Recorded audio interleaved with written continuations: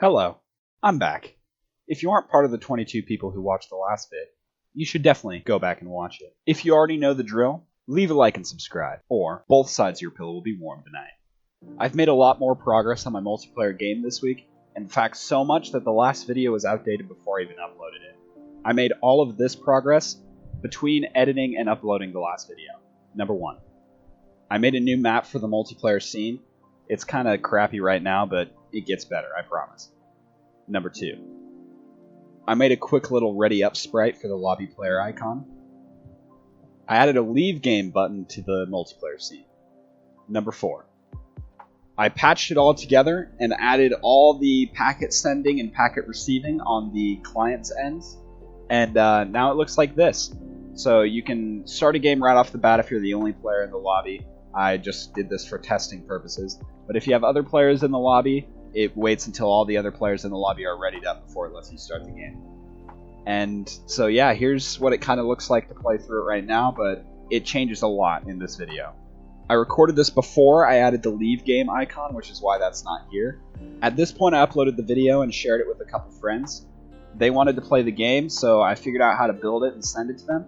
And the first thing they did was crash their ships. So they wanted two things. Number 1, they wanted to be able to go backwards so that they didn't get stuck. And number 2, they wanted it to look better. So I got to work on number 1 and turned this ship into something a little bit better. It was really inspired by the Crew Dragon space pod by SpaceX, and I think it turned out really nicely. It was at this point when I really wanted particles, so I quickly hopped back into the Unity project. I didn't even import the player, I just started messing around with the particle system. This is not the color I want for the final product, but this is definitely a good start. Now all I had to do was transfer it to the new player and add some backwards thrusters. I imported the new ship and added the particle systems in the right spots so that it made sense, and then I play tested it to make sure it all worked.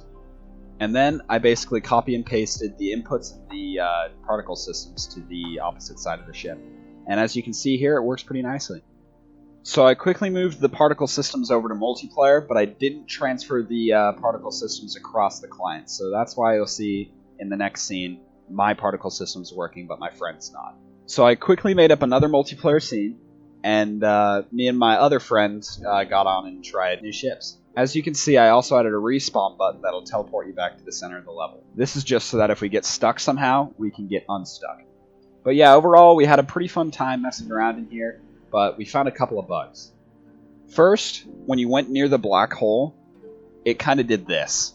I don't really know what that is. I kind of think that it has something to do with the way the rigid bodies work and transferring the player across the server, but I'm not sure yet. And then we also found something that was pretty funny. I put no limit to how fast you could spin, so it looked really buggy when you were playing with the other person, and they were spinning at like Mach 12. And the local players then made it look even weirder with particles and camera shake. I quickly fixed the bug with the infinite turn speed, but I haven't figured out the bug for the black hole and why that's breaking. I decided to mess around more in A-Sprite, and I made a quick animation. This is just the docking port for the spaceship coming in and out. I thought it would be a cool idea for when the player finished the level, he'd like dock with the space station. I'm not entirely sure if I'm going to keep this or not, but it was a good idea and I learned a lot about Unity's 2D animation system. Next up, I got to work on a tile set for the game. The next little bit is a time lapse, and if you guys don't want to watch that, there'll be a timestamp posted here that you can skip to.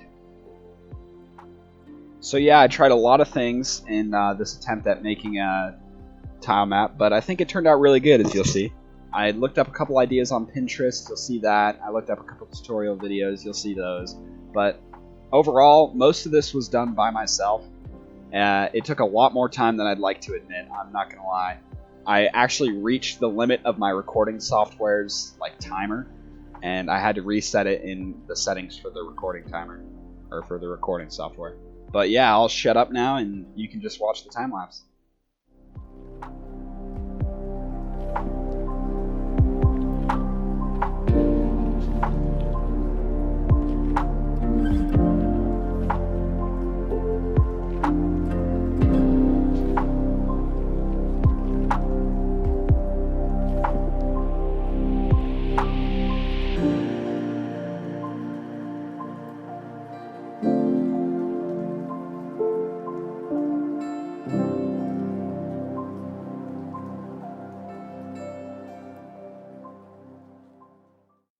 Here's the finished product, and I think it turned out really nice.